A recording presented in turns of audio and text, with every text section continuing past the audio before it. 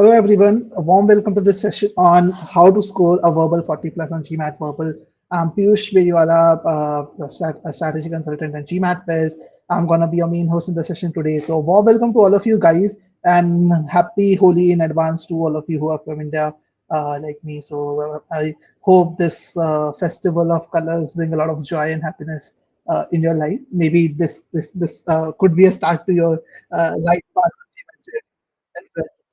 So let's hope for this, hoping for the same. So guys, all welcome to all of you who are here with me today. So please let me know if all of you can hear me loud and clear. A quick audio check will really help. I think my audio should be fine. I just checked it myself in the live stream, but just want to hear from you guys. And do introduce yourself. Tell me more about yourself. What is that you do, and what stage of your GMAT preparation are you at today? So this session is going to be really exciting. We're going to talk about a lot of interesting aspects on verbal, GMAT verbal. How do you ace the GMAT verbal in the very first attempt? So that's what the session is going to be about. And we will directly talk about the important aspects. We'll not give you basic gyan about GMAT verbal, like, okay, what are the sections? The session is not for basic gyan, but at the same time, it is for beginners also. It will help you as a beginner to go about your preparation in the right direction. So I hope all of you can hear me. I don't still see a comment. So again, it will be great if you guys can tell me about the audio. And if you have any questions at any point of the time during the session, please feel free to ask me. In fact, I would love to interact because that's the objective of having the sessions live, right? Like we get to interact with each other, we get to answer students' questions. So please feel free to ask any questions that you might have as you move forward. Okay, so let's get to the point. So let's first of all, like GMAT verbal, when it comes to the entire preparation for GMAT, ends up becoming the biggest challenge for most of the people who, especially those of who are non-native speakers of the language, like Indians, Asians, and many people from Africa, Europe as well. Like verbal tends to be the more challenging thing for people in general. Now, why is it challenging, and can it be really overcome? There comes a point in many students' lives when they actually give up on the GMAT just because they are not able to master GMAT verbal at all. So to just get started, I'll talk about some inspiring journeys. So if at all you are at that stage where you think, okay, can I actually go ahead and do well on the GMAT with all the problems that I'm facing with verbal, or your past experience with the language has not been great. If you're still thinking, can you actually get it done quickly, right? Then let's start with an inspiration. So Rishabh, again, this particular guy was here in a YouTube session, just like you guys are watching it today, like Ishika, Anusha, Shashir, just like you guys. He was attending this session taken by me, and he had the same problem. He had a lot of issues with verbal. Now, just to give you some background, and thank you, Ishika and Harsha, for letting me know that my audio is clear. That really helps. Just to give his background, he was into a VC fund, a PVC fund. He was very busy. He had really hectic work schedule. Despite that, he started preparing for the GMAT and gave his full attempt, full heart to it, and prepared for 2 months using one of our very well-known courses about Magoosh, then used eGMAT for 2 months. Like 4 months of extensive preparation he did. He gave his 100% into the GMAT preparation, made sure that he's able to achieve a good score on the GMAT. And after all of that, he took the first attempt on GMAT and scored a 670 on the test. And his verbal score was just a 34. And he was very disheartened after looking at it. Like Quant score was a 49, but verbal score was just 34, because of which he was not able to break that 700 mark. He knew his profile was good. He knew other things were all in place, but he knew with the 670, he cannot apply to INSEAD, which was his dream B school. He knew that he will get rejected because of that. So he needed a great GMAT score. So obviously he did not leave it at this. 4 months of effort to reach this point. What you need to understand is 4 months of effort to reach this point. Still, he was not there to close to his goal. Then he puts in 2 months of intensive preparation again, intensive practice. He focused on his weak areas. He identified from his ESR that RC is his weak area, CR is his slightly weaker area comparatively compared to SC. So he focused 2 months specifically on practicing questions. And after 2 months of effort, he takes a mock test. And to his surprise, and this was a credible mock test, like he took a Manhattan mock test, and he scored a 670 on the mock test again with a verbal 34. The score was exactly the same. There was no difference whatsoever. Now, try to put yourself in his position. You put in so much effort. You're in a PE fund or a VC fund. 70, 80 hours work weeks are regular for you. Even after that, you're preparing 2 to 3 hours daily. And after that, 4 months, you get the first attempt done, you see a score, and after 2 months of additional practice, you see the same score again. Now, this particular guy improved to GMAT 740, a verbal score of 41. From there, within 2 weeks, 20 days, sorry, not 2 weeks, 20 days, just 20 days, he was able to improve his score, and he got selected to INSEAD and Kellogg, both of his Dream B schools. And he's right now a student of INSEAD. He's right now studying at INSEAD as we speak. He's a student at INSEAD. He's like studying from the best school that he dreamt of always. Now, what I want you to focus on is the fact that something changed drastically, and that very quickly. Now, think of it this way: 6 months of effort, you are at a verbal 34. Now, how does it happen that in 20 days you are able to achieve something which you are not able to do in the last 6 months? And he's not just one student. Vikat, another guy, puts in more than 1 year of preparation on GMAT, takes 4 attempts on the GMAT. First attempt, scores of 600 through self-prep.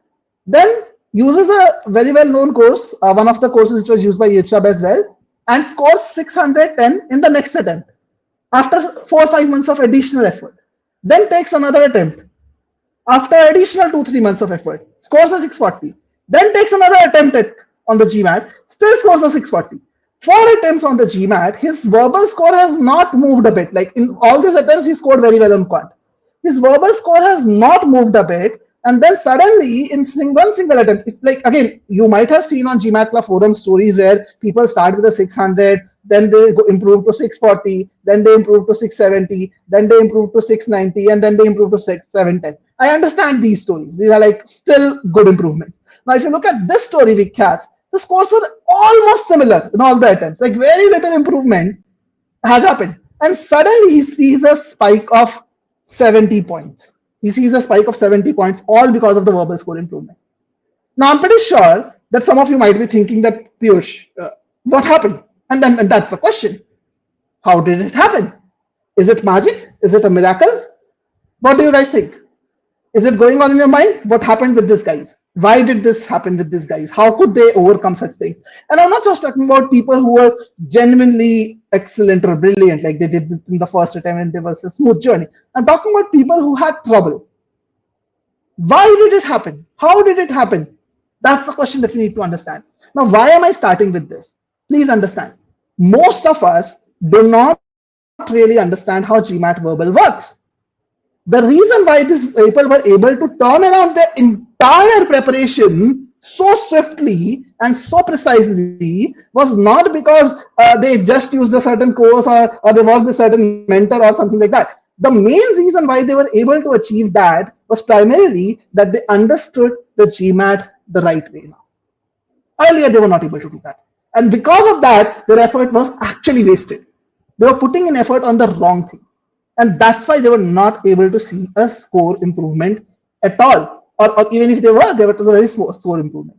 So what was happening in the previous attempts? And I'm telling you all this, guys, because right now, many of you would be in early stages of your preparation. Like I see Shishir who is saying that I want to understand how to tackle RC timing. So I'm assuming that Shishir is someone who has prepared a little bit. Same goes for Anusha, who has been preparing for 2 months. But there were many of you who would be first-time test takers. So if you are a first-time test taker, you're just starting your preparation, say a yes in the chat so that I know that you're a first-time test taker. So that will help me in understanding how many of you are first-time test takers, and I can tweak the content of the session as well that way. But what I'm trying to say here is that even if you're a first-time test taker, if you understand what these people and many of such students do incorrectly, you'll be able to ensure that you're not making those mistakes when you're preparing. And if you don't make those mistakes, you will actually get to improve your scores much faster. You'll actually learn, as the saying goes, right? A smart person learns from their own mistake, but the smartest person actually learns from someone else's mistakes. So you can actually get to learn from these mistakes and improve your score. By the way, if you guys want to check out Rishabh's entire interview, like how did he do it in 20 days, you have this link available in the chat. You guys can click on it, save it, and move forward and check it later on. So I see Shishir is a first-time test taker. Ishika says I've taken some mocks, but score. So Ishika, you are very similar to Rishabh, I guess. So you should definitely check out Rishabh's story to get some inspiration from that. Krishnan is also someone who has taken the GMAT, I think, or a mocks basically. So it's Krishnan and definitely Ishika are not first-time test takers, but I see Shishir definitely is first-time test takers. What about others? Like how many of you are first-time test takers? I see more retakers right now, so I'm going to talk more about that then. I will talk about still both the aspects, but if I see more first-time test takers, I'll take up those examples. Okay, so Manan, your story is similar to Vikhyat 640. Okay, so good to see a lot of retakers also in the session. I felt that around March, most of the people have either quitted preparing for GMAT, they will rise up again after 3 months, or they are first-time test takers. But I'm happy to see a lot of retakers here, so definitely a lot of learning for you guys. So what these people did incorrectly was that initially they were wasting their time on treating symptoms. And I'm going to talk about some of these symptoms today. And you guys who are watching this, let me know, especially the retakers who are for like taking the GMAT multiple times and who are seeing a score plateau. Do let me know if you guys have actually been focusing on these problems yourself. Do let me know that. And in case like any one of you wants to have a one-on-one discussion with me, by the way, both these guys, Vikhyat and Rishabh, had a one-on-one discussion with me to understand how they can chart their way forward in the GMAT preparation. You guys can also always schedule a call directly with me using this link, which I've just shared in the chat. So that's always possible. So where did these guys focus their attention and energy initially? So one of the biggest problem that these guys focused on was timing. Many people feel that they are not able to do well on the GMAT just because they are not able to solve questions in the right amount of time. They think that, okay, only if they were able to do questions in the 2 minutes, they will be able to do everything correctly. Or if they somehow magically had more time because they see that they are actually able to solve questions correctly if they spend 3 or 4 minutes on it. So they start feeling that timing is a major problem. Now, if you are a retaker and you're focusing on this problem, do write timing. I'm also focusing on timing. Do write that in the chat. I'll get to know if you're focusing on that problem, and then I can probably take that into account on our discussions or calls or during the session. I can definitely take those points up. So timing is one area which a lot of people focus on. Another area where a lot of people focus on is they are low on confidence when they're solving questions. They feel that I just don't feel very confident about verbal. So they force themselves to do too much on verbal to improve their confidence, basically. Okay, so Ishika says timing is a problem for her. Another issue which a lot of people focus on is accuracy on hard questions. They don't know how to go about solving hard questions. They think that accuracy on hard questions is a problem. Only if they can get a better score on hard questions, they can do better. A lot of people focus on their slow reading speed. They think that, okay, their reading speed is too slow, and if at all they can somehow increase their reading speed, all their problems will be solved. Again, a very, very, very, very big mistake. In fact, it actually goes the other way down. Your slow reading speed actually helps you on the GMAT, but a lot of people don't understand that. Unfamiliar genres. Many people think that, okay, they are not doing well on the questions which are coming from unfamiliar genres. Like in RC, if you have a passage from science and you are an engineer, you do well.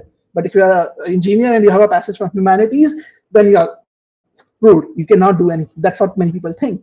And repetition of errors. Many people think that they are not able to do well just because they are repeating the errors. So I only see Ishika saying the timing is an issue with me. I don't see any other person commenting anything. So either you guys are at the wrong place, you don't have any problems, or you are first-time test takers. But I did not see a lot of first-time test takers either. So do let me know what are the problems that you guys are facing, and I'll focus a little more on those areas when we discuss through the session. Okay, so Manan also says timing and accuracy on hard questions is the problem for me. Antonio Maria says, I'm a native speaker. SC came naturally to me. I did some mistakes. Since I started SC, it got worse. Studying SC, it got worse. I stopped doing things by meaning and started complicating it. So yeah, so that's a very valid point, Antonio. In fact, that was one thing which I wanted to cover as a part of the session. That a lot of people, what they do is they actually focus on learning grammar for sentence correction. And in reality, if you look at your native tongue, if a sentence is given to you in your native tongue, like for example, my native tongue is Hindi. So if someone gives a sentence to me in Hindi, I tell them why it is wrong or right from a logic perspective. I don't tell them from a grammar perspective why this is right or wrong, right? I don't look at grammar like this is Tangya, this is Kriya, this is whatever. I don't even remember the names of those grammar terms or the grammar rules, but I can tell why it is incorrect. because I work with logic for my native language. And the same thing has to be done with English or verbal sentence correction in your case. So Antonio, if you are using meaning-based approach, you are thinking from a meaning perspective initially with SC, then you should not go away from it. That's not how it works. You should not focus on grammar. It will complicate things for you as it is happening with you. So you should resort back to the meaning approach. Maybe with the grammar rules, you definitely need to learn the grammar rules, but learn the grammar rules from a logic perspective. Don't just memorize the rules. Then you are making it more let's say rule based, and you're not putting logic around it, and you'll always be stuck. So I'll cover that angle a little more, Antonio, as we move forward. Okay, so I see some comments now. Pradeep is also having timing issues. Krishna is also having timing issues. So I don't know how to solve this. Don't worry, you are gonna know how to solve this. Now, what I wanted you to understand was that if all of you or any one of you is focusing on any of these problems, okay, any of these problems, and you're thinking that, okay, by solving these problems, I'm going to improve my verbal score, then think again. That's the same thing which Rishabh and Vikyat were trying to do. They were focusing on these problems without realizing that the problem is something else. Think of it this way. If you go to a doctor and you have typhoid, okay, so obviously in typhoid you will have high fever, you might have diarrhea, you might have a lot of other problems also, right? Now, when the doctor is giving you a medicine, he doesn't just give you the medications for the fever, the nausea. He will also give you medications for the root cause. He will also give you medications for the root cause, because he knows by giving medications for the symptoms, you can get temporary relief. But permanent relief is what we will achieve only when the root cause is treated. So the same way, you need to identify the root cause. And the reason why Rishabh and Vikyat were able to improve their score was they were able to identify the root cause, the actual problem. What was the actual problem? And that's where we are going to start with. So we are going to focus first on what is the core problem, why people don't end up doing well on verbal. So first thing is that, because if you don't understand how GMAT works, if you don't understand what is the root cause, then questions will come to your mind that, okay, I'm not able to do well, my timing is poor, I'm a slow reader, all these things will come to your mind. My accuracy on hard questions is low, I am not able to do questions from unfamiliar genre, all these questions will work. But what you need to understand is that the core problem is not any of it. It is something different. So we'll talk about the core problem to start with first. Then we'll talk about the solution to actually overcome this problem, to actually get out of this core plateau.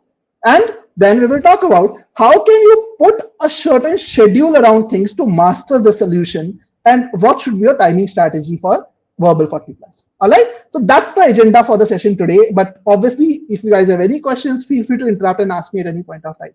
Now, before getting into the identification of the core problem, a quick one, like 2 minutes about GMAT Wiz. What is that we do at GMAT Wiz? We are world's only truly personalized course in the market. So a lot of courses claim that they use AI, personalization and all of that. But we were the pioneers who introduced artificial intelligence into the GMAT space and GRE space. And we have been able to leverage the true potential of personalization, because our entire course architecture, our data architecture, everything is created around that. And because of this, what happens is, if you're a GMAT Wiz student, you don't just study with a study plan. You actually study with a personalized study plan.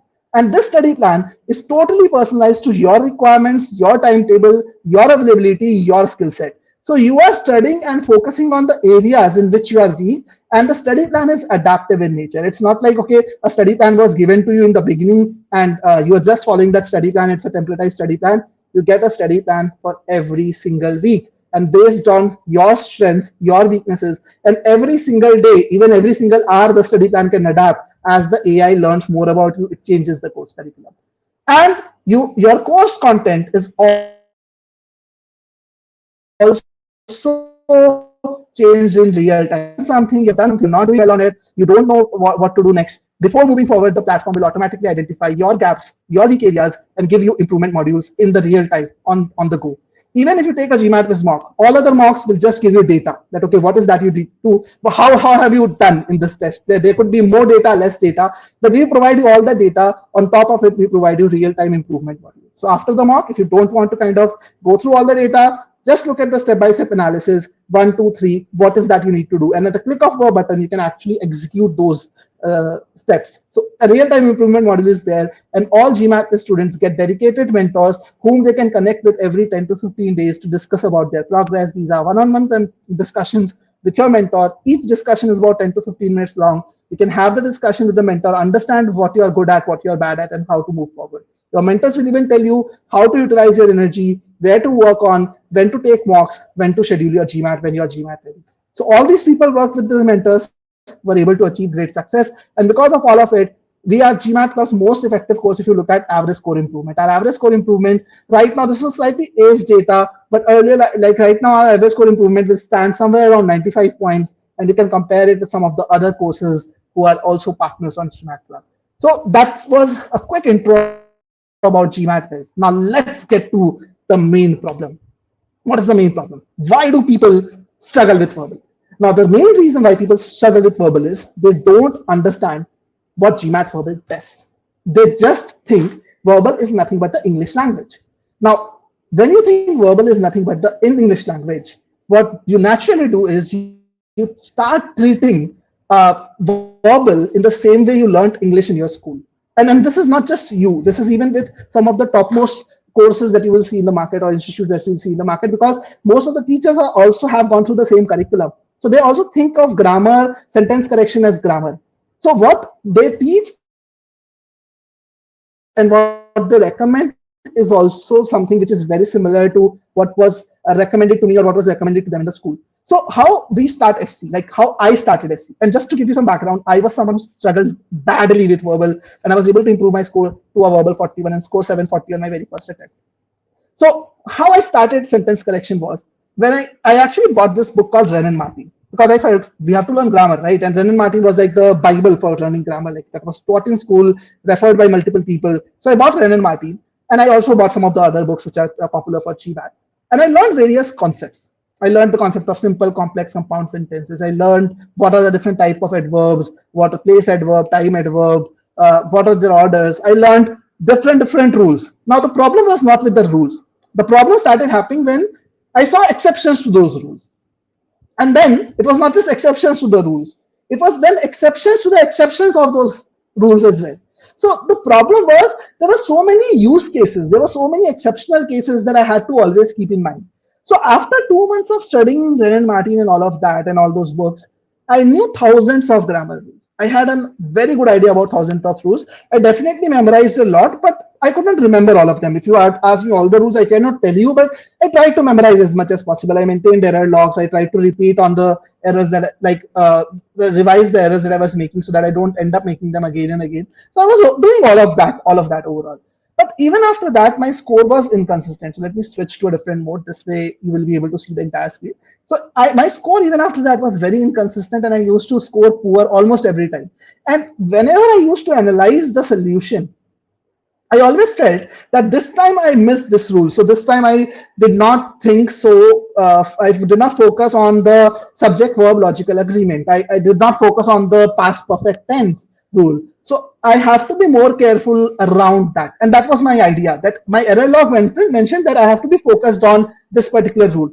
So at the end of the day, at the end of 2-3 months, I had a huge error log which contained like 100 things which I should not be doing. So I was aware of 100 things that I should not be doing, but I was not aware of a single thing that I should be doing to solve questions, basically. Okay, so that's what was happening with me at that point of time. And how did I learn SC? As I said, like, know the rules. So I learned all the concepts individually. And when I'm doing individual questions, I used to get them right, but 700 level questions I was getting wrong. And learning sentence correction was one thing. RC was a even bigger mess, I would say. Sentence correction, I was still able to get a decent accuracy, sometimes because of rule-based thing still, but RC I was not able to get a good accuracy. And how I learned RC was, right away when I started RC, I just said, okay, this is a passage, right? I just have to read a passage and solve questions. So the focus has to be on learning the different type of questions. So I understood what's the main point question, what's the inference question, all of that. And I then went to solving passages. Like I used to solve questions from my study material. I used to read newspapers every day, novels. I used to build vocab. But still, I was not able to see the improvement. And when I used to go to my teachers, they used to tell me, okay, you know what, Piyush, you need to do a little more practice. You know what, Piyush, you need to skim through the passage. You need to save time by reading the passage, because if you're spending that much time on reading the passage, you don't have time to solve the questions. So all of that was happening with me. And after 6 months of doing all of this, practicing, doing tons of questions, I don't even remember, I would have solved probably 2,000, 3,000 questions in the first 6 months of preparation. And after all of that, Piyush Veriwala, your host for the session today, his score was fluctuating from 25% to 70% in different tests. Every time I used to complete a test, when I used to click on the submit button, or I used to open the, like if I was doing it from a book, I used to open the solution sheet. I used to pray in my mind that, okay, God, this time at least give me a good score. All of it was like that. Like I was always underconfident about the verbal section. I spent 2 hours daily on my verbal prep, and still I was never confident. I was never ever confident. I was always anxious during the test. And the same person ended up scoring a verbal 41. So what was wrong with my approach? Why it was happening like that? So I'll show you that through an official question. Okay, so this is an official question in front of you. I'm going to put myself on mute for a couple of minutes. I want you guys to take a shot at this question. Now, this question is being done with a particular focus. The idea is to help you guys understand. I'm going to remove the GMAT Wiz logo for a minute so that you can read the question properly. So the idea is for you to understand where I was going wrong. Okay, so I'm going to mute myself for 2 minutes. Your time starts now. And please don't post your answers in the chat, by the way, once you're done solving it. Please hold on to your answers. When I ask you to post your answers, then only post your answers. All right, guys? So please solve this. I'm giving you 2 minutes, guys.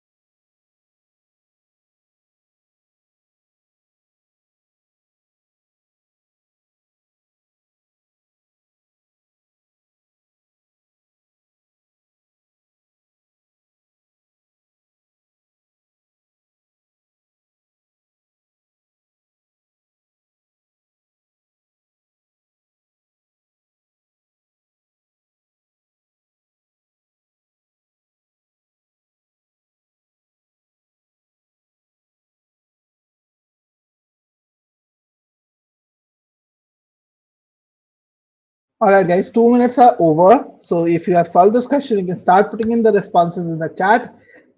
10 seconds to post your responses, guys. So if you have solved the question, please tell me which option do you think is the correct one.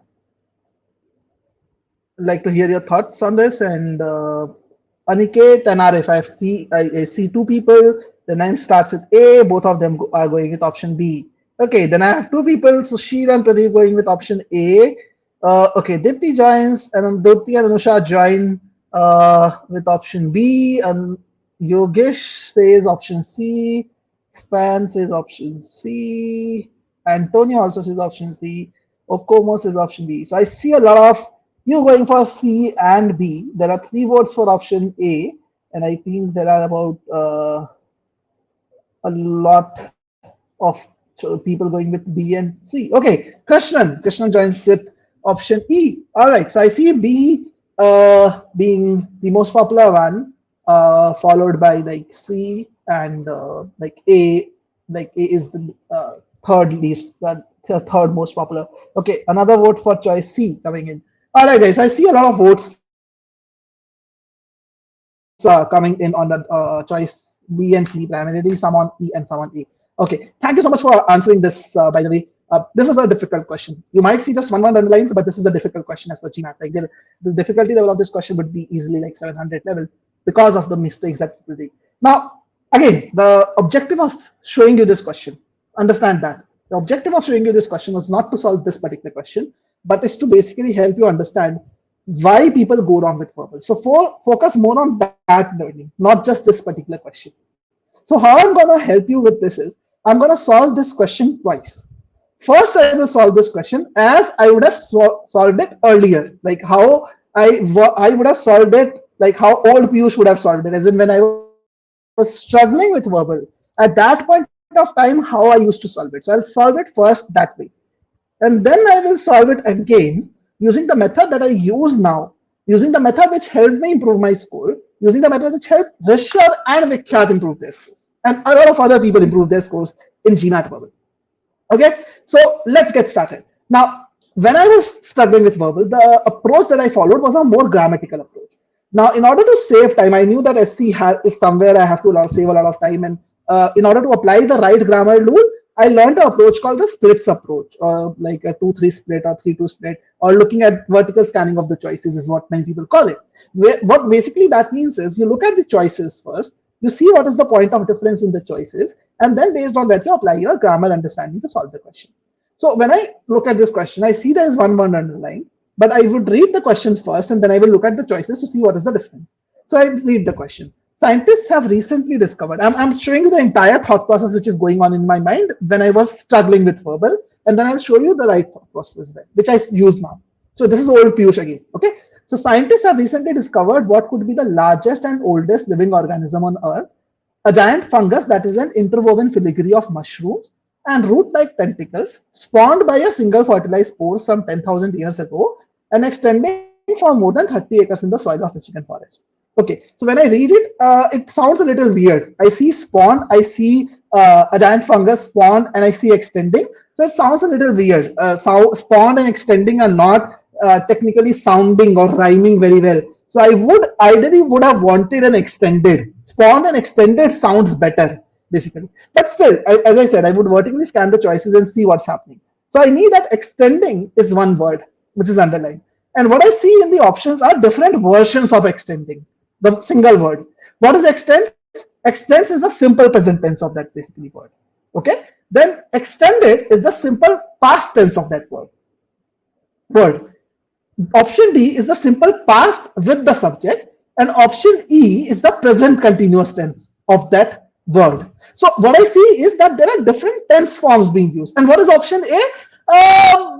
Not sure. It looks like a present continuous form, but I don't see the verb before it. So what I see is that I have to use my understanding of verb tenses. I need to pick the right tense form which will work with this particular case and get me the answer. So I would now focus on the verb tense. So what I see is that this is explaining about the giant fungus. This part is explaining about the giant fungus. Now, if it is explaining about the giant fungus, the fact that it extends for more than 30 acres in the soil of a Michigan forest, this is something which seems like a fact or a property of that fungus. So according to my grammar understanding, when you have to present a fact, a universal truth or a fact about something, you use simple present tense for that. So I would prefer to use extends if I go by grammar, because that seems like the right thing based on grammar understanding, the right tense form to communicate about the fact.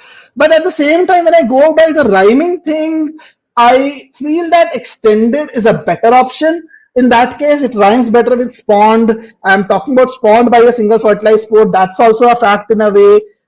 Is the fungus still extending, or it has already extended for more than 30 acres? I don't know. If we are talking about something which has already extended, then probably simple past could also make sense. So honestly, I'm confused. Like, I am not sure. Should I pick B? Should I pick C? I just know that it's about a fact. So I'm confused between B and C. Depends on the heat of the moment. I don't know which one I will put up. I'll pick up if I go by what sounds right, rhymes better. If I don't want to take a risk, spawned, extended, I might just go with choice B, choice C in that case. And this is how I used to think. Basically, this is how I used to think when I was old, Piyush. I see some comments from Ishika and Suraj. I'll read them. Don't worry about that. And as I said, I'm not just focused on this particular question. I want your focus to be on the approach, because that approach is going to help you in all other questions as well. So I used to be confused till the time I used to use grammar. And if you look at the GMAT Club attempt data also, you will find that most people are confused. In fact, today also you saw that most of you are picking B or C. And on GMAT Club also, 30% people end up picking the choice B, 17% people end up picking choice C, which is the second most popular choice. But the correct answer is actually choice A. Is actually choice A. Now, I know many of you are going to ask me, why is A correct? I'm going to answer that to you. Don't worry, but you'll have to keep patience for that. What is more important is I want to show you that I was even stuck on the wrong two choices. Some of you might be stuck in the last two choices, which one of which is correct. That doesn't matter. What is more important is that I'm stuck. I don't know what is right, what is wrong, simply because I don't understand what is happening in the sentence. I've not used logical understanding to solve the question. I've focused more on grammar here. That's what is wrong with this approach. Now, if you look at this approach, like I have an understanding of concepts. Okay, I'm putting my understanding of concepts over here. Like I use tense understanding, whatever I had of all the concepts of tenses and all of that. But I don't, do I actually approach quant also in the same way? Do I approach quant in the same way as well? Do I actually approach quant in just the conceptual way? Do I just learn concepts? Probably not. Probably not. I approach quant in a very, very different way. Like those of you who are good at quant, like probably will resonate with me better. So if I take an example from quant, again, now some of you might be thinking, Piyush, what the hell? Like this is a verbal session, right? Why are you talking about quant? The reason I'm talking about quant is because you need to understand why you are good in quant and why you are poor at verbal. Because if you're someone who is good at quant, you can actually do well in verbal. Trust me. I'm not sure about other tests, but in GMAT you can. Because GMAT verbal is all logical. So there is no reason why you can do well in quant and not do well in verbal unless you are stuck on the wrong things. You are doing the wrong things. You are focusing on the wrong idea. Okay. And in case you want to understand more in depth and discuss more about your particular use case, you can always connect with me one-on-one on a phone call. I'm more than happy to discuss your particular use case and help you with understanding what's going wrong. But if you're actually good in quant, you can actually be very, very good in verbal as well. So what we need to understand is that we approach quant in a whole together different way and verbal in a whole together different way. That's why we are not able to perform at the same level in verbal. So how do I approach quant? So let's take an example. Okay, let's take a very simple topic for simple interest. All of you probably know that the formula of simple interest is P into R into T by 100, where P is principal, R is rate of interest per annum, T is, let's say, the time in years. Okay, so if you use this formula, you will always get the answer. So you see a question on simple interest, you use the formula, you'll get the answer. However, think of it this way. I want you to answer this question to me. Let's say, for whatever reason, if you forget this formula on the day of the test, on the exam day, if you don't remember the formula of P simple interest, that is PRT by 100, will you be able to solve a question which is on simple interest? Tell me yes or no in the chat. I would want to see your comments, guys. Your thoughts, rather. Yeah. So tell me, if you don't remember, if whatever reason you forget this formula of PRT by 100, will you be able to solve a question on simple interest? Simple yes or no? What do you think? Will you be able to do that?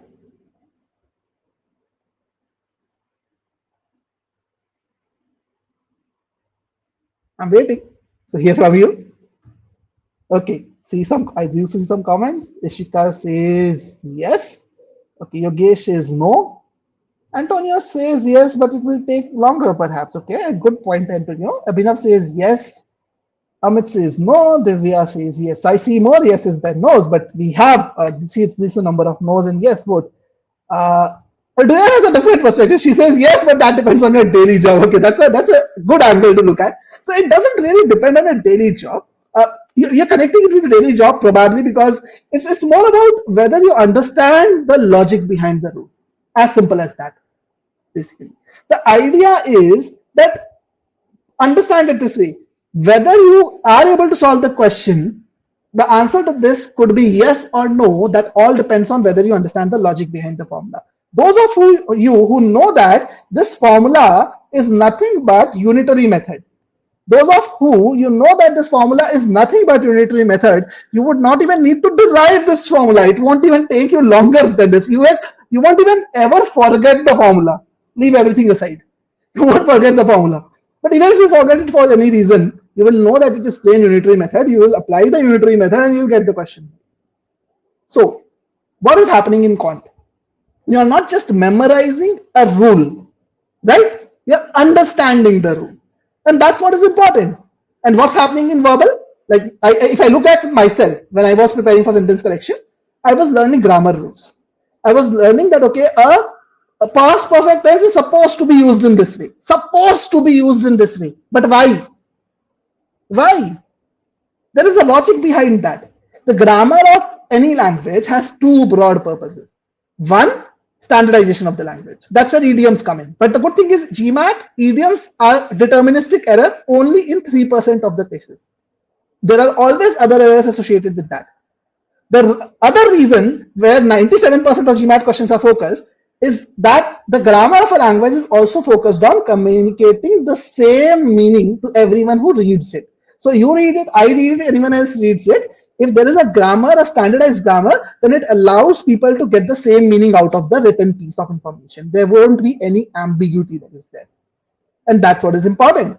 When you learn grammar, and if you don't learn the logic, if you think that there is no logic behind this rule, then you're wrong. There is always a logic behind every rule that exists. You need to understand that logic. That is what we are doing in Quant. And if you're doing it in Quant, you will do well in Quant. But that is what we are not doing for verbal. Another thing, let's take another example. When we learned the idea of linear equations in Quant, we knew that if we have to solve two variables, we need two equations minimum, right?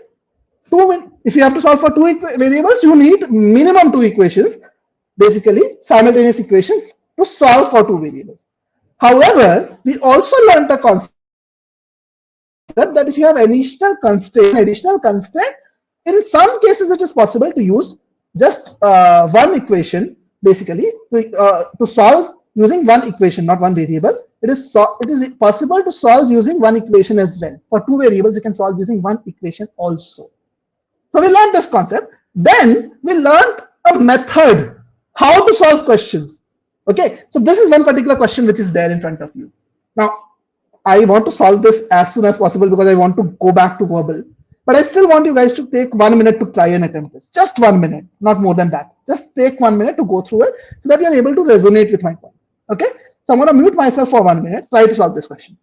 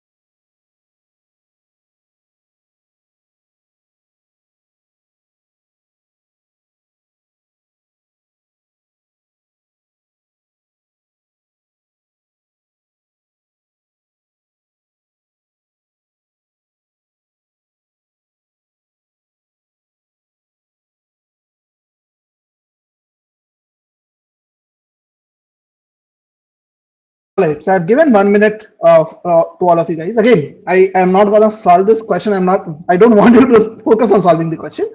But what I want you to focus on is that this question says if x and y are positive integers and there's an equation, find out how many values of x are possible. Now, if you just learn the concept that with one variable, one equation, you can solve for two variables in some cases, then you basically can actually get, like, you can solve the question in some cases. You can probably stop at that. And if you stop at that, then you would randomly try to solve this question by assuming cases of x and y, that x multiple integers, so 1, 2, 3, 4, all these are possible basically. Y is also 1, 2, 3, 4, all these are possible. You can start plugging in x1, x2, and so on and see which values work. So that is one way of going about it. You can always solve the question that way. It might take you a lot longer than usual, basically, in this scenario, basically, if you want to. But that's not the right thing. Now, at the same time, if you have actually learned the right method to solve the question, you will be able to solve this question within 45 seconds, and you will be able to get it correct. More importantly, more confidently, you'll be able to get it correct. The idea is, whenever you see such cases where you are supposed to bring one variable on the left, one on the right, then you're supposed to, you know that this is a multiple of 3, this has to be a multiple of 3. So you express this in terms of multiple of 3. So you know this is basically, it can be written as this. So this is a multiple of 3. That means this also has to be a multiple of 3. Again, I'm speaking very fast because I don't want you to teach the concept, but I want you to understand. So step 1 is to kind of find, take one variable on one side and another variable on second side. Step 2 is to find one favorable case, which is basically x equal to 2. Because if x is equal to 2, then x plus 1 becomes 3. Then it is a multiple of 3. Okay, so x equal to 1 will fit in this case. So x equal to 2, sorry, will fit in this case. So if you put x equal to 2, y becomes 22. So that's step 2. Step 3 is to find all cases. And to find all cases, it is very easy. All you have to do is increase the value of x by the coefficient of y, and decrease the value of y by the coefficient of x. So this goes up, this goes down. So you can continue doing that. This will become 8. This will decrease by 5, 12. This will become 11, this will become 7, this will become 14, and this will become 2. So all these possible cases, 5 cases are possible. Now there's a logic also behind all of this. Why I'm decreasing, increasing, all of that. There is a logical way of doing all of this. There's a logic which is there. You need to understand the logic, then you'll not have to memorize anything at all. But that logic I'm not teaching right now because this is not a quant session. If you want to learn this logic or anything, you can check out our free trial, and there are some free concepts which are there where you can learn these logics also using this link which I've shared with you. But the idea is, if you know the method, you won't have to go randomly. You will be solving questions using a systematic method properly, and you will be able to get it right in the required time also confidently. Now, this is how we learn quant. So how we learn quant? Number 1, we don't just learn the rules, we try to learn the logic behind the rules, so that if there is a twist in the question, we are able to manage that. Number 2, you are also able to apply the rule right time. Okay. Number 3, if you forget the rule, you are not dependent on the rule. So we learn the logic behind the rule also. Number 1. Number 2, with each concept, we also learn a proper method of solving the question. Now let me ask you guys this question. How many of you have done the same in verbal? Quick yes, no in the chat, guys. How many of you have done the same in verbal? That whenever you have learned a grammar rule, you have also learned the logic behind that rule. Why does that rule exist? So that you don't have to rely on a memory and you have to go back to the rule again and again to memorize it. And you have also learned a proper method of solving a question, which is a logical method, not a shortcut. This method which I'm showing you is a logical method. Every step has a logic behind it, not a random shortcut. So how many of you have also learned a method of solving the question where you're not just eliminating choices? We did not focus on the choices at all. Right over here, we did not have to go back to this page to eliminate the choices. We focused on interpreting the information in the question step. So how many of you have learned verbal in the same way? Let me ask you guys. Again, I still don't see a comment yet. So please do say yes or no if you have actually followed the same for verbal.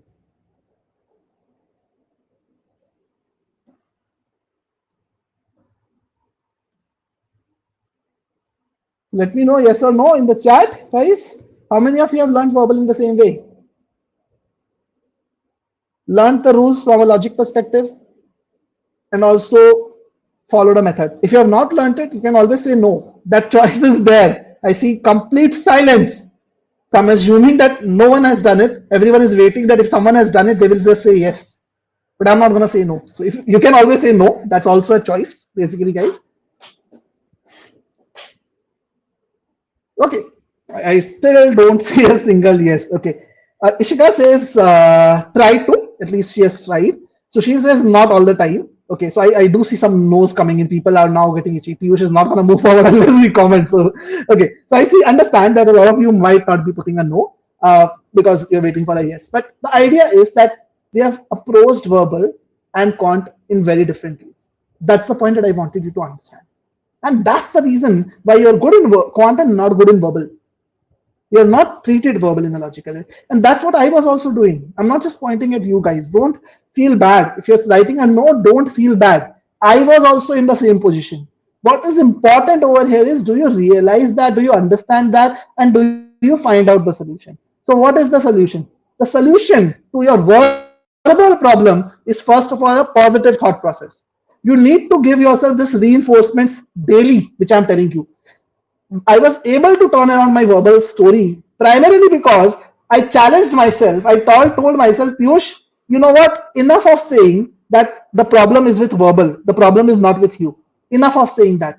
If you're good in quant and you take pride in that, I used to take pride in the fact that you throw any quant question at me, I can solve it. There's no quant question that I can't solve, like especially for GMAT.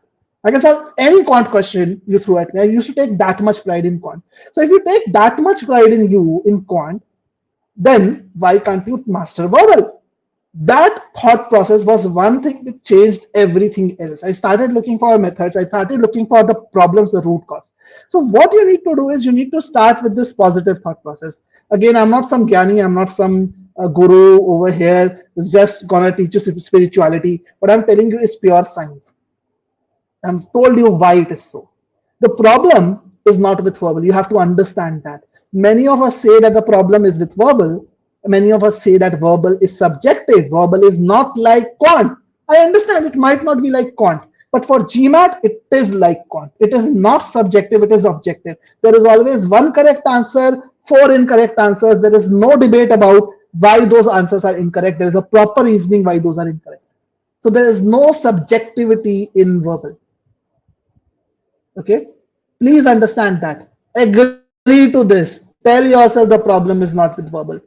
You have to believe in that. The problem, the second thing you have to believe in is the problem is not with you. Many people think, I used to tell verbal is my nemesis. I can get a 99.9 percentile in cat quant. I cannot get a 90 percentile in cat verbal. That was the stage I was at. I can get a quant 50 or a 51 GMAT. I cannot even get a verbal 25, 26. I used to feel that the problem is with me. But you have to tell yourself the problem is not with you, it is with the way you are approaching questions. Because the moment you say the problem is with you, again, that's a problem. You are putting too much pressure on you. Trust me, if you can be good at quant, you can be good at verbal. You need to tell yourself verbal is easy. Now, this is a very big statement I'm making. But trust me, guys, if you come to the level I have, and I am the same person who struggled in verbal. I was not born brilliant in verbal. I was not great at verbal. I was a slow reader. I have not read like just one book I have completed in my entire life. Otherwise, I have not even completed any single book in my life. I used to hate reading. I was like that kind of a person. So for me also, verbal has changed. I today feel that verbal is actually easier than quant because the answer in case of verbal is right there in the question stem. You don't have to use any outside knowledge. It's there in the question stem. You have to just pick it out. You have to tell yourself this. And don't focus on solving more questions. That's not gonna be the solution. Focus on learning from each and every question that you solve and follow a set process. Try to train yourself to learn a method and follow that method. And that's what you do for every skill that you develop, by the way. It's not like something new which I'm telling you. It's a very normal thing. You learn driving in the same way, you learn swimming in the same way. That's what you have to do. The idea is to learn a method. So when I improved my score, the second phase of my journey was when I did, like in the first phase, I did 2000 questions. In the second phase, when I improved my score, in that entire time, I just solved what, 300 or 400 odd questions. That's all. And I was able to see that improvement. Okay, so Karthik is asking a question. Do I need to read Renan Martin for sentence correction? So Karthik, if you were there from the beginning of the session, you would have probably gotten your answer. If you are not, then answer is no. Definitely not. You should not be following a grammatical approach. Even if you want to follow a grammatical approach, follow a logic, understand the logic behind the rules. So how do I approach the same problem now? So I'm not gonna solve the same problem. So now when I solve a sentence correction question, I start thinking about the meaning of the sentence. Now when I start thinking about the meaning of the sentence, everything falls into place. Now I ideally wanted to do 2-3 sentences today, but obviously we don't have a lot of time, so we will restrict ourselves to this particular case. I had 2 more sentences in the slide, but I've just taken it out right now. So how I approach it today is that I look at the meaning of the sentence, and the moment I start thinking about the meaning, the grammar rule that I want to apply naturally comes to me. And this is what happens in Quant also. You like read the question stem, you understand the question stem, you draw certain inferences from the same, you automatically know which concept is being applied, which rule or which formula is going to be applied, right? You don't have to push yourself to memorize or remember that rule. Okay, same thing happens in verbal, same thing I do. So start reading the sentence. Scientists have recently discovered what could be the largest and oldest living organism on Earth. Okay, so I read something that this sentence is about a recent discovery. What is the recent discovery about? Some organism which is the largest and oldest living organism on Earth. So probably the sentence is going to tell me more about this organism. What is this organism? Why it is the largest? Why it is the oldest? So what I'm doing is I'm contextualizing the information that helps me to read, not just read things, but also understand things faster. Okay, because then I will relate, I will be able to recollect things as well. Okay, let's read forward. A giant fungus. Okay, so I now understand that this giant fungus is the organism. So probably it is going to tell me why it is the largest and oldest. That is, okay, so that is referring back to the fungus. It tells us about the fungus. That is an interwoven filigree. So it is something which is created by interwoven filigree of mushrooms. So it is created by mushrooms and root-like tentacles. So this is the description of the fungus. Basically, this tells me more about the fungus, that what does the fungus look like, basically, or how it was created. Spawned by a single fertilized spore some 10,000 years ago. Now, if I look at spawned by a single fertilized spore, someone might think spawned is referring to tentacles, but it says that this was originated by a single fertilized spore.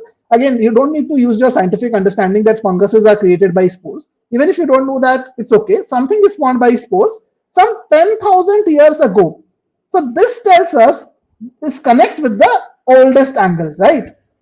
So something which was spawned 10,000 years ago would not be the tentacles, would be actually the fungus. So this particular portion is actually talking about the giant fungus, right? It is telling us that this fungus was spawned.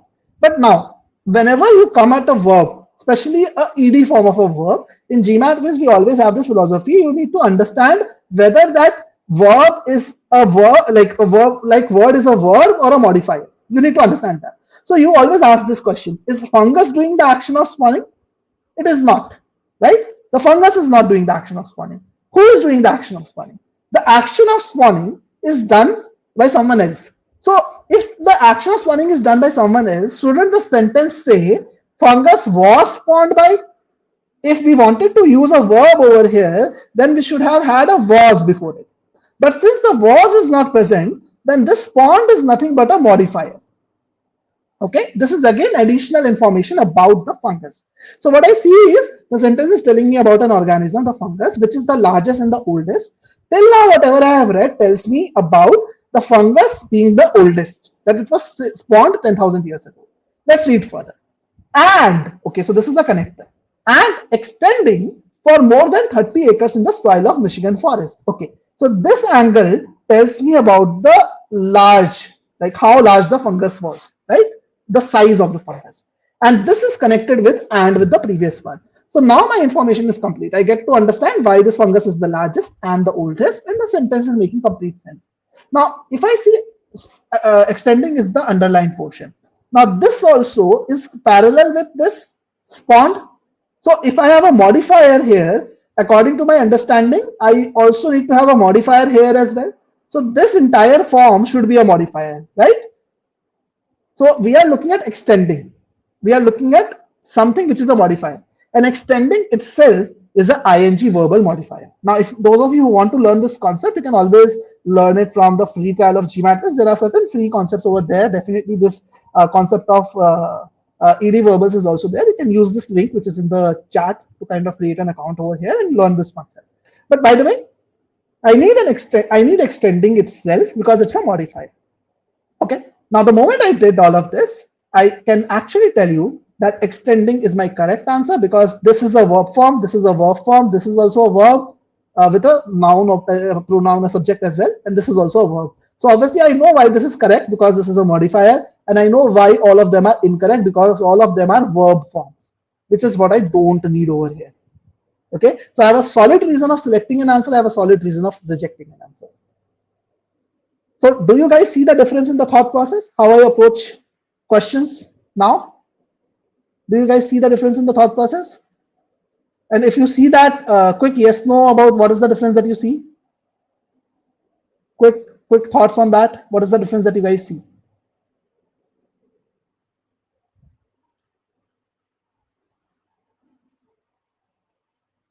What is the difference that you guys see? Okay.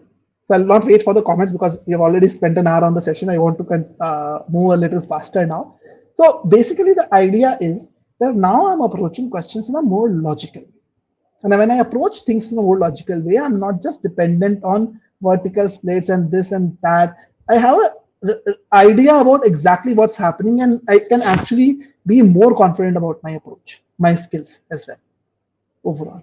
And that's something which is very important, and that's what helped me in improving my score. I'm not dependent on choices. Now, some of you might be thinking, Piyush, the breaking down of sentence and the logic-based understanding that you're trying to derive here, the meaning understanding you're trying to derive, isn't it time-consuming?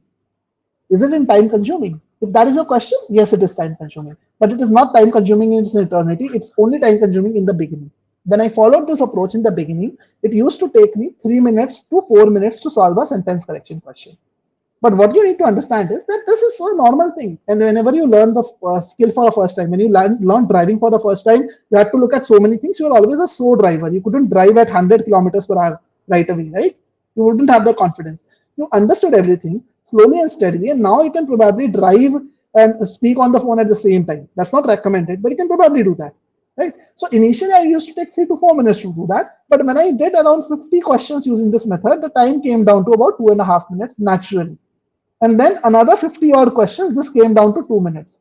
On the actual test, my average time for a SC question was 1 minute 15 seconds. That's the time which I took, 1 minute 15 seconds. And I had a 93 percentile or 94 percentile, 93 or 94 percentile in sentence correction. Okay, understand that this approach works, but you have to understand the logic behind it.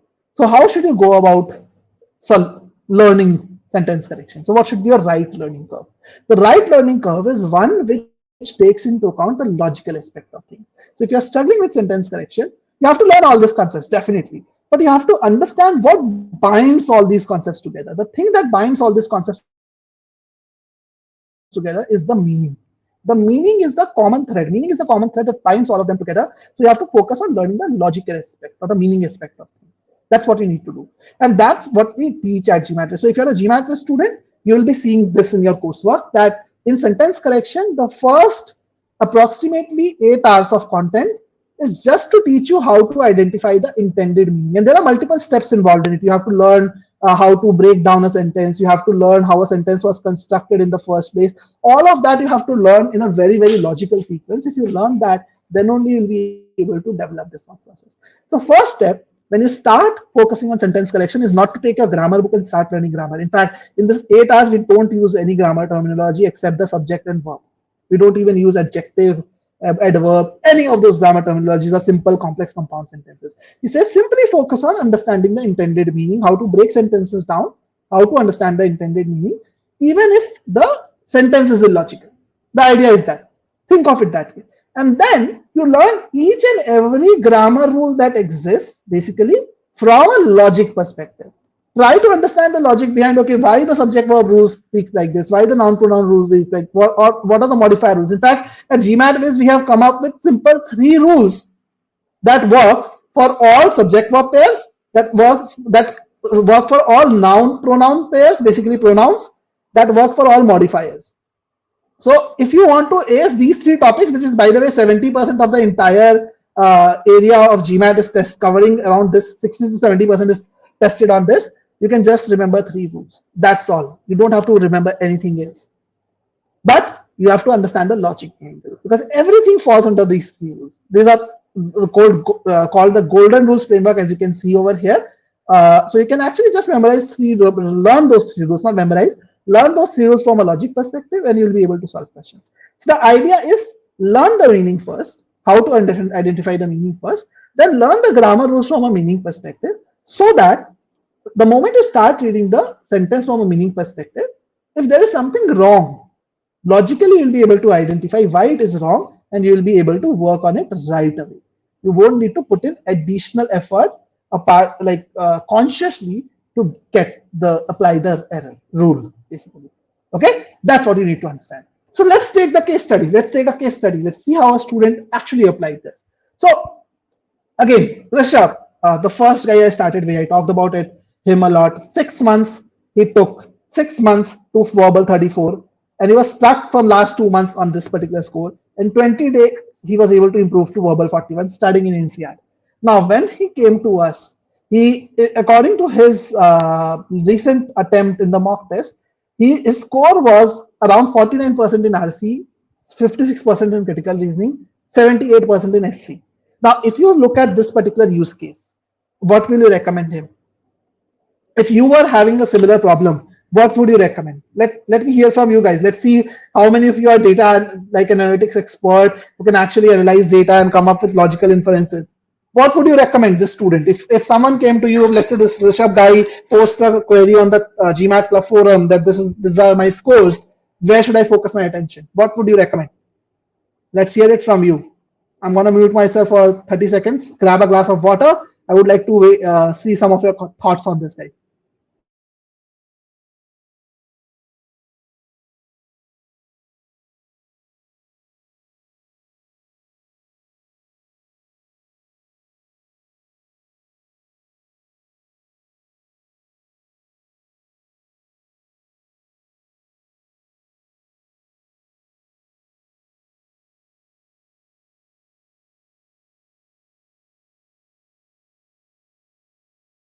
Okay, so I have my first comment. Antonio says, focus on RC and CR. Okay, what about others? Just one comment. Again, guys, you could be right, wrong. Pure data, right? You can see SC and RC and CR is something which is a problem area over here. But what you need to understand is that sometimes the problem areas are not just what seems like the case over here. So it is very important that one needs to understand what the root cause is. So one part of it is like quantitative data, which is what you see on the screen. But there is always the other angle, which is the qualitative data angle as well. So at GMAT Wiz, we always look at the other angle also. So honestly, when we worked with him, you wouldn't believe we actually asked, made him spend about in those 20 days about 50 to 60% of his entire time on sentence correction. Around 20 to 30% of his time around critical reasoning, and RC hardly gave about 10 to 20% of the time. Can you imagine that?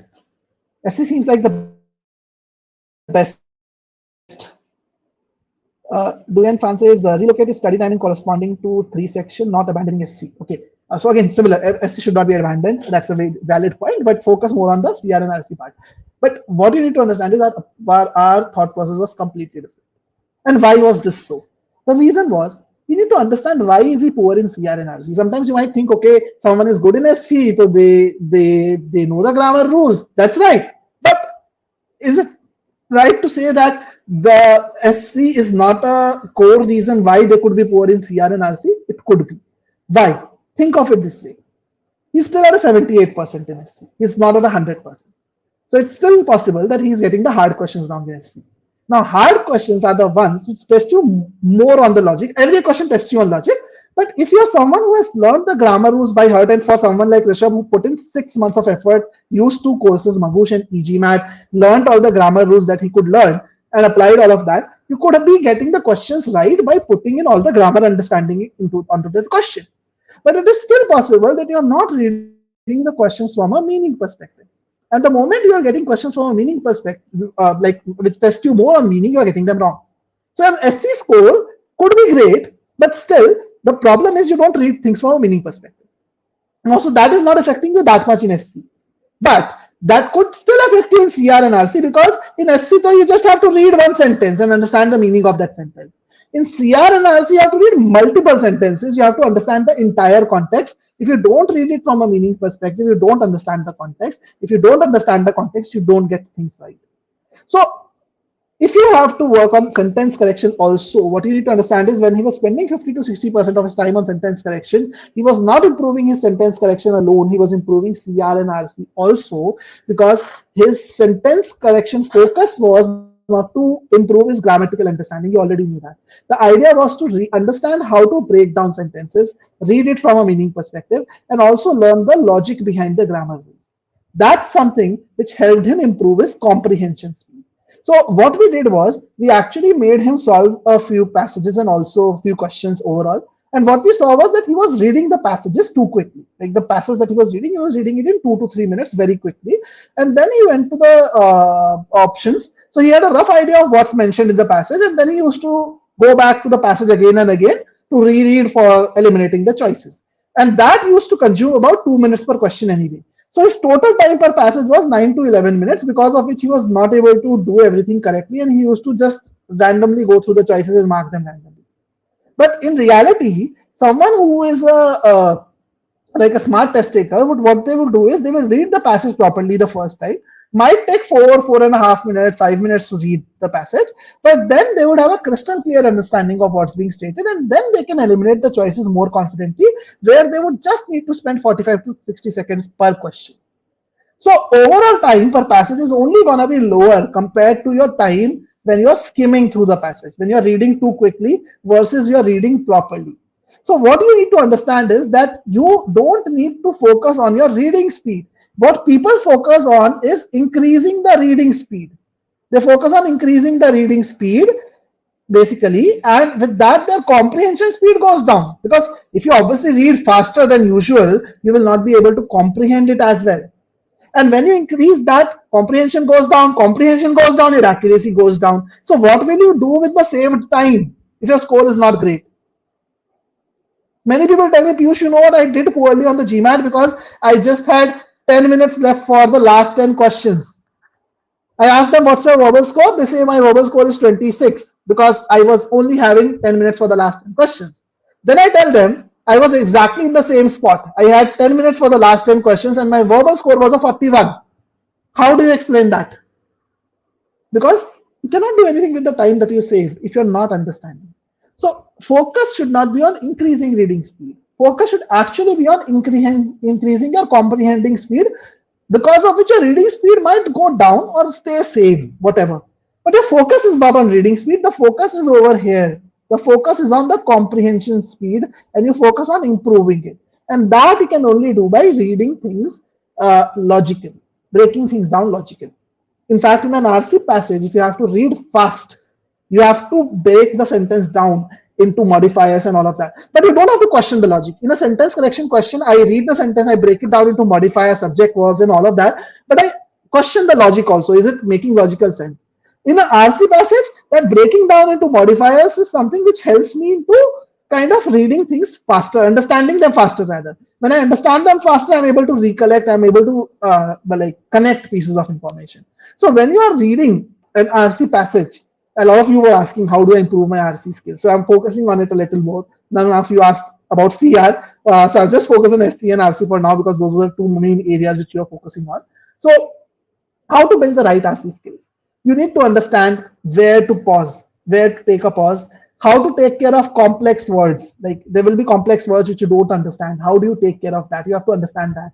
You have to learn how to differentiate between a fact and an opinion. That, okay, this is a fact, this is an opinion. You have to also understand which is a third party opinion and which is the author's opinion, whether the author agrees or disagrees with the opinion. And all of this will eventually help you in understanding the intent of the author. Because in RC, the most important thing to understand is why the passage has been written. If you understand the intent, trust me, you will read the question, you will be able to eliminate 3-4 choices right away. It won't take you 40-45 seconds, more than that. very easy for you. Even if you refer back to the passage, it won't be to identify the answer, it will be just to confirm the answer. The problem is we don't understand the intent. We are so engrossed in thinking about what is written. Okay, what are the important aspects? What are the main things which are written? We focus so much on that that we lose all our focus from why is it written. And if you focus on why is it written, everything will fall into place. And that's why we say that if you have to improve your RC skills, first focus on how to read passages. Trust me, people don't learn how to read passages. When I was a student, no one taught me or told me even, Piyush, learn how to read a passage. They just told me, solve more questions, increase your reading speed, read more. But no one taught me how to read. The how part is important.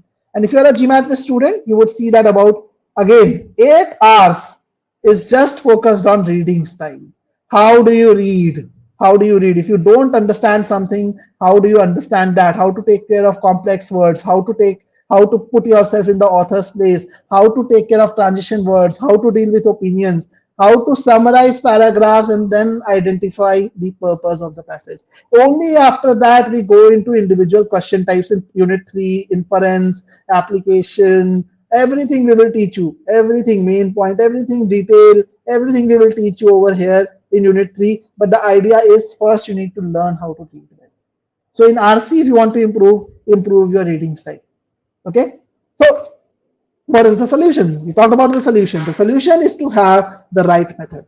Don't just learn concepts, learn the right methods also. Again, GMAT Wiz can help you with that. But the idea is you have to learn the right method. Now, it is very important, not just as I said, after learning the approach, you have to master the approach. And in order to master the approach, it is very important that you analyze the solutions well. Because if you just learn the method and you continue applying it without referring to what is the right solution, like what is the right way to do it. Again, you could be thinking that Piyush has taught us, okay, the meaning-based approach. So I'll just think about the meaning for every SC sentence. But it's possible that you might still not be thinking about the meaning in the right way.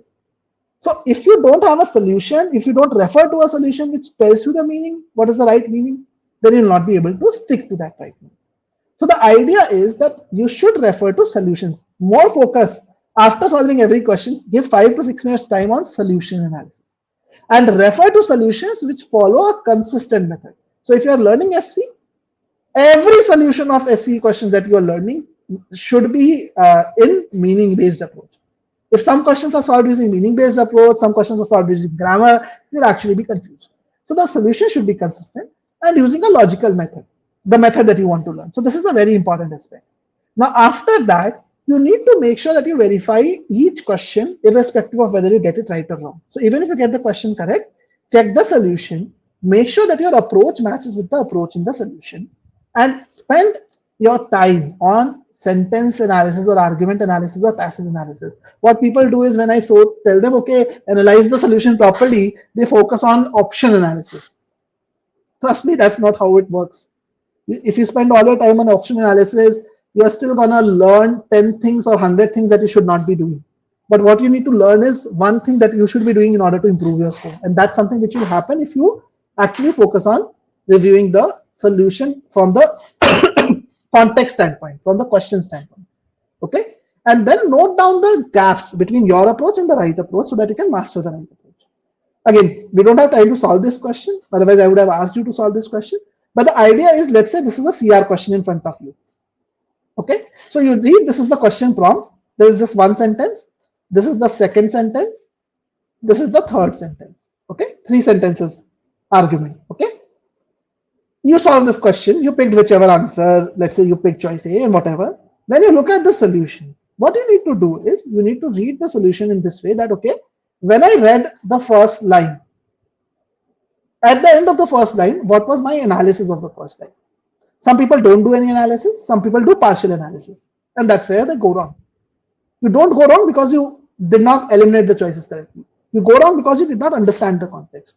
Think of it this way. If you're driving your car on a rainy day, even if you're the best driver, if your wipers, the rain wipers are not working, you'll not be able to drive your car. Doesn't matter how, can't see the which happens in verbal. If you don't understand the context well, no matter how good or bad you are, you cannot eliminate choices correctly. So what you need to do is ask yourself, what was my understanding when I read choice, like the first sentence? Then see in the solution that is that understanding matching with the understanding mentioned over here.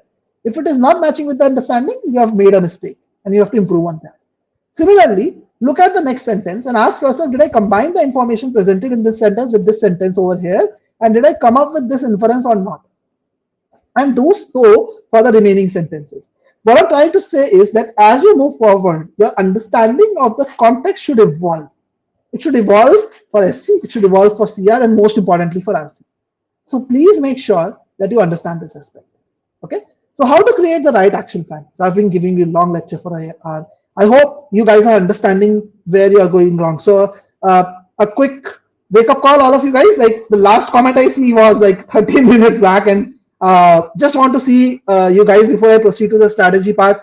Are you guys able to understand? Have you understood what is going wrong with your approach for verbal? Quick yes, no, guys. Just want to see if you can, you are able to relate to this. And if you like the session, guys, do give this session a like, but like just a like, quick like button. Like you can press the like button, press the subscribe button as well. That will motivate us to do more such videos in the long run. But I would like to see if you guys have been able to relate to it. I've been putting all my energy for the last 80 minutes or so. Just want to ensure that all of you are with me here. Are you guys able to understand what's going wrong with the verbal section? I expect a decent number of yeses at least. If I don't, then I've not done a good job today. Okay, so Ankit says a yes. I have my first comment from Ankit. What about others? And guys, if you have any questions, please feel free to ask them. Don't say mute, don't say quiet. If you feel you have any questions, you still have anything in your mind, then ask them. I'm more than happy to take it up, because the strategy which I'm going to talk about is not going to make sense if you don't understand what's going on. Okay, so Antonio says being putting all my energy in CR and RC, and perhaps SC should be given more importance. So Antonio, it depends. So idea is that if your approach, if you're actually reading sentences from a meaning perspective, then you don't need to put in as much effort on SC, because you're a native speaker also. You should be able to work around things better. What you need to do is you need to understand the logic behind the grammar rules to improve your sentence correction. So I would not exactly say that you're putting in effort on the wrong thing. SC is the most important, not just because of the facts which I shared. Even on GMAT, out of 30 questions which are scored up, there are 36 questions in verbal, 30 questions are scored. Out of those 30 questions, 12 are from sentence correction. So it's the heaviest, like most important section also, but it depends actually. So if you understand the meaning properly and you approach questions from a meaning perspective, there's no harm in actually putting in more time on SC and RC and CR. So don't worry about that as much. Okay, happy to say yes from Swapnil as well. I didn't get how to improve my verbal. So Emma, if you are there from the beginning in the session, please watch. Like you can always connect with me. I will definitely like to understand your use case better to help you on a one-on-one call. What I've tried to do is I've tried to help everyone who is here in the session to talk about the general perspective of why people go wrong. But I can always talk about your specific use case and help you with that particular part as well. So if you want, you can always schedule a call one-on-one with me. This is a free call, by the way. We are not charging you anything for this. So you can connect on a one-on-one call with me, and I can help you understand how to improve your verbal in your specific use case. Okay, but the idea is that most people are not able to do well on verbal because they don't understand what GMAT verbal is tested, like tests really. So the idea is they don't understand that learning a concept is not enough. They have to learn concepts from a logical perspective, and they also have to learn the right application skills. You have to understand how to apply those concepts in a logical way also.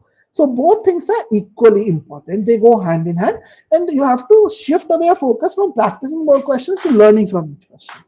Okay, so that's a quick summary. All right, guys. So I'll move forward. I've just seen 3 or 4 yeses that hurts me. I felt that there will be a lot more yeses coming in, but let's still proceed further to understand how to develop a strategy to score a verbal 40 plus moving from here. So now, what does a verbal 40 score mean? Again, generally I analyze a lot of ESRs, and there are a lot of timing strategy sessions that I also take. So in case anyone wants to understand how have I come up with this data which I'm showing you, you can watch out this webinar that I have conducted on test taking strategy, where I actually talk a lot more about the test algorithm in depth. You can check out this session. The link is there in the comment. But the idea is that if your verbal score is 40 or more, if someone scores a verbal 40, that generally means that they are getting around 14 to 15 medium hard questions correct. Medium hard questions in another language, easier language to understand, is a 700 level question. So again, I have shown data points of different students. Now this data of medium and medium hard questions is not directly given by GMAT. It is available in an enhanced score report, and that is also not available in form of a chart or a table. You have to dig it out a little. Like you have to use your data analysis skills to dig it out. So what I've done is I've looked at multiple ESRs and created some data analysis based on that and showing you some tables there. So the 700 level questions, they get around 14 to 15 700 level questions correct. Those who score verbal 40 or more. Those who score 36 to 39, these people generally get only about 10 to 12 700 level questions correct. They get more easier questions correct. Those who score in the mid 30s, as in 33 to 35, they end up getting only 5 to 7 medium questions correct. Medium hard, sorry, 700 level questions correct.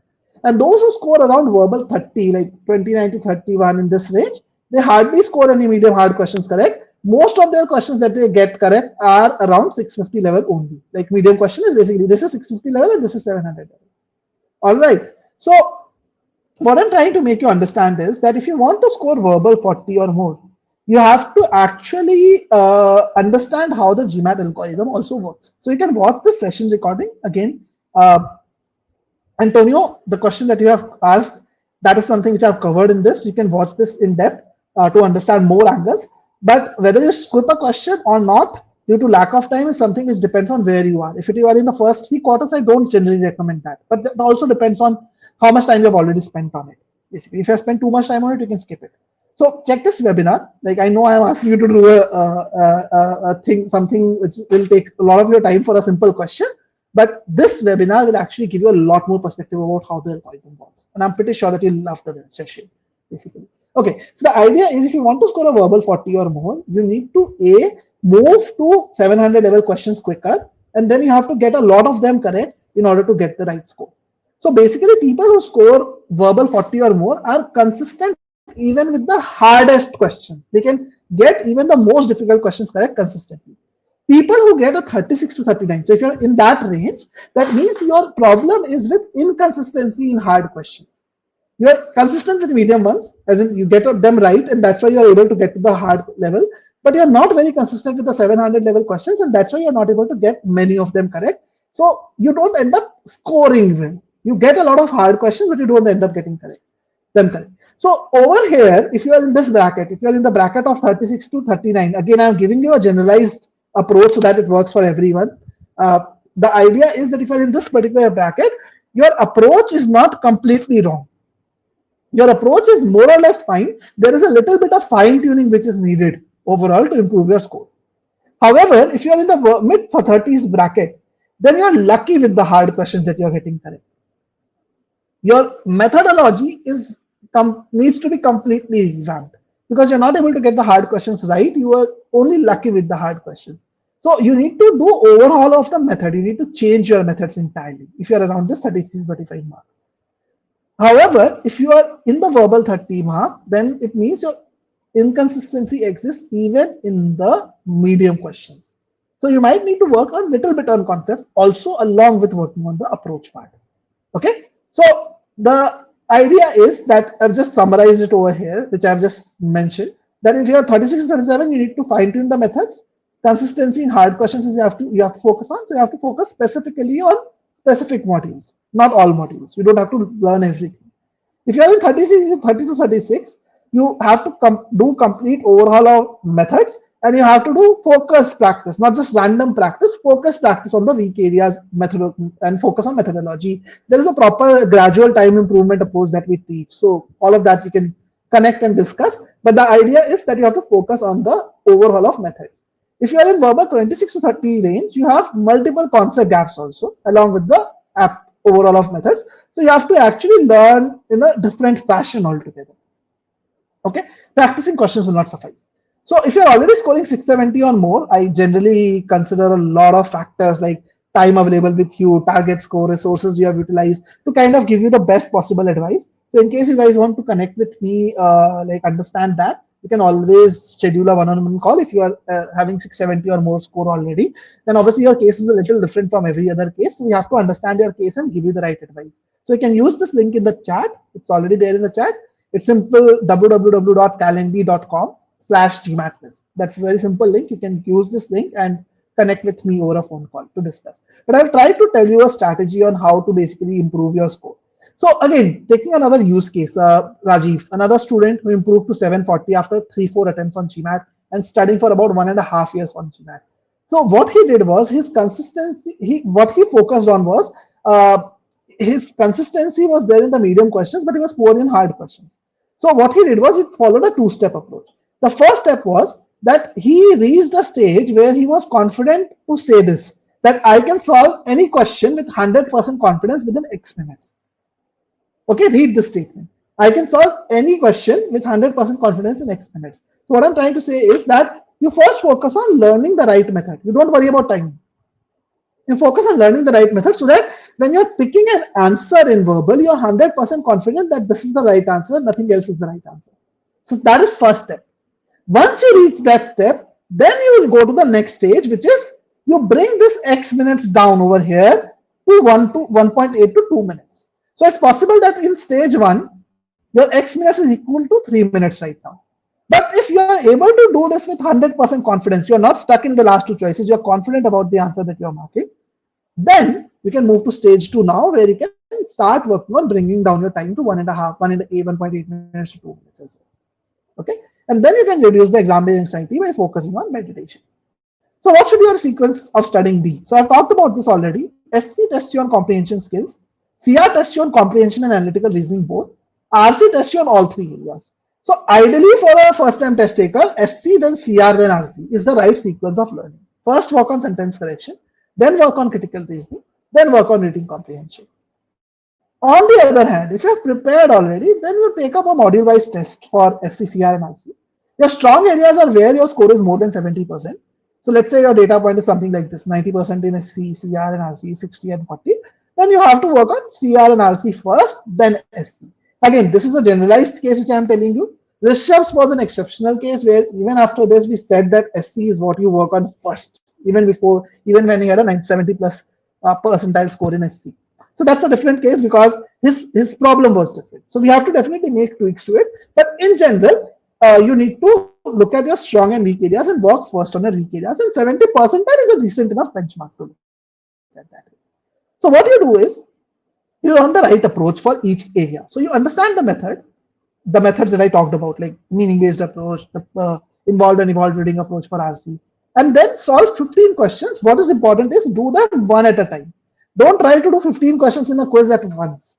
Do one question at a time so that you're focused on the solution also. So you really, like when you're doing just one question, you focus on that question, you apply the method properly, and then you review the solution properly, basically. So when you review the explanation, you see where is the deviation from the right method. So what is the method that you followed? What is the right method that should have been followed? Where is the gap between the two?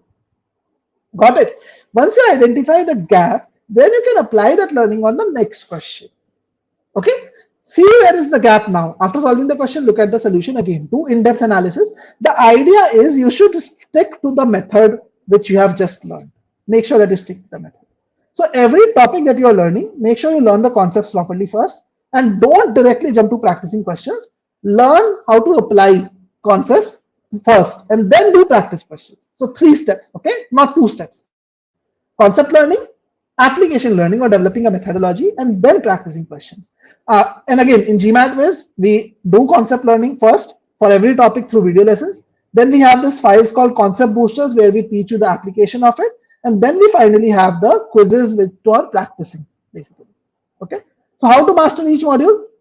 When you have learned the right approach for each module, then you master the approach on every topic. So you first understand the broad approach. As I said, meaning-based understanding should be developed first. Then you understand, then you master the approach on each and every topic. You apply that on every topic and ensure that you are then taking sectional test after you have worked on each and every topic. And this is, by the way, more important for the weak areas. So then you take 4 to 5 sectional tests to reduce your time.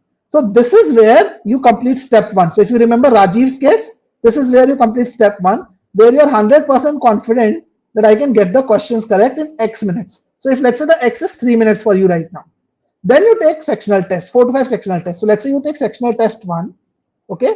In that you take 20 questions and you give yourself, instead of 3 into 20 is 60 minutes, instead of that you give yourself 55 minutes, okay? If you get comfortable with this, in the next sectional test, you reduce the time a little bit. You reduce it to 50 minutes. Then sectional test 3, reduce it gradually to 45 minutes, 40 minutes, till the time you think that, okay, now I have achieved the right number. That's the idea, okay? But step 1 is something you should be very sure of. If you're not 100% confident, then you need to spend more time on step 1. Okay. Now, timing strategy, I want to talk about a little bit as well, but again, there's a very less time available, so I'll quickly cover it anyway. So in GMAT, what many people do is, in order to improve your score, basically what happens is that one part of it is before the test that you're doing, like the proper work, application, concept learning, all of that you do. Along with that, the execution on the day of the test is also very critical. You need to get the right execution done. So many people don't follow the right pacing strategy. Like they think that, okay, they should linearly pace the test. At halfway mark, they should have half of the time left.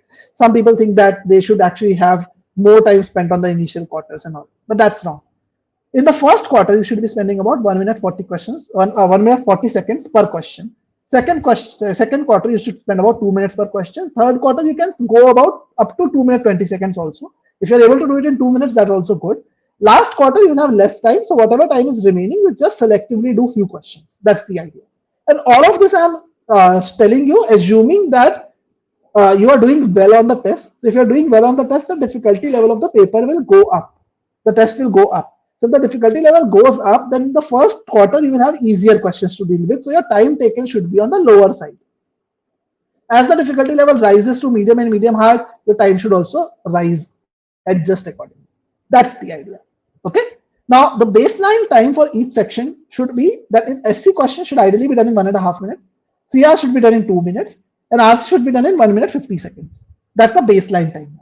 But obviously, you have to make adjustments upwards or downwards by 20 seconds. Up to 20 seconds, you can adjust based on your strong or weak areas. So as I said, my strong area strength was sentence correction. So I was able to do a sentence correction question on an average in 1 minute 15 seconds. Okay, that was my stronger area. On the other hand, really, CR was my weakest area. I still scored an 85 percentile there, but I took about 2 minutes 10 seconds per question in CR. So the idea is you should be aware of your strengths and weaknesses. Don't just stick to a baseline timing. This is just to get an idea.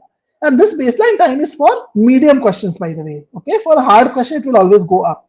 So when you're practicing, devote the right amount of time for each difficulty level. Because if it's a hard RC question, a hard SCR question, it might not take you 2 minutes, might still take you 2 minutes 20 seconds. It's okay if that happens. Understand that. And this is something which will also happen naturally. You don't have to look at a question and say, okay, this is a hard question, I'll spend more time. You can't do it that way, right? You start solving the question, you realize that it's taking longer because it's harder, right? So it takes longer automatically if it's a hard question. If it's an easy question, it will take you less time.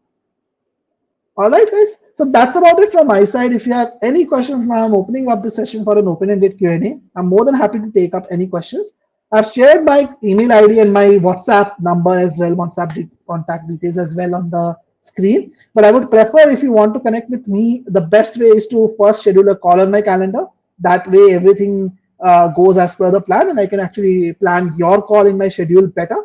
But yeah, you can always reach out to me on this personal WhatsApp number I have given, and my email ID is also there. And if you want to check out the free trial of GMAT Wiz, just check out our content. I'm pretty sure that if you check out our course content, you would love it. The way the technology works, the AI works, the way the content is delivered, you will actually love it. So you can check out a free trial, create a free trial account, and you would not need to pay a single penny to create the account. It's completely free of charge. You can do so by using this link. Okay. So if you have any other questions, guys, about your GMAT preparation, not just verbal, any other questions about your GMAT preparation, feel free to ask me now. I'm gonna be here for the next 4, 5 minutes, 7 minutes, 10 minutes. You guys decide. If you ask me questions, I'm gonna be here, basically. So for the next 7 to 10 minutes, I can also be there. It all depends on your questions, guys. So please feel free to ask me any questions that you might have. And if you hope you like this session, I did not get a lot of yeses when I asked how many of you understood how to basically get your verbal score up. But I'm hoping that you actually got a solution. As throughout the session, most of you were not participating in the comments. I just hope that it was the same thing which was repeating. So if you like the session, do give it a like, a thumbs up. That will really help and inspire us to create such great content even more. So if you have any questions, feel free to ask me now, guys. And in the meantime, I just still don't see any question. So I'm hoping that you'll have gotten answers to many of them automatically. But in the meantime, if you have like any questions later on, you can reach out to me on the details which I've shared with you already. And I wish you all the very best for your GMAT attempt. It's a long journey. It's not a short, there's no shortcut to GMAT. Many people say there is shortcut to GMAT. You can actually do this in this quick time and that quick time.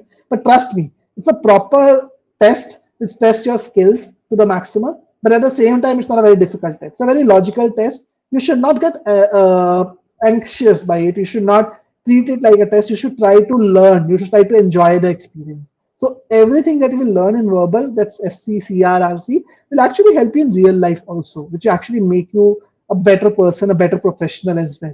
So try to enjoy that learning process, and that will actually help you in doing well on the test. Okay.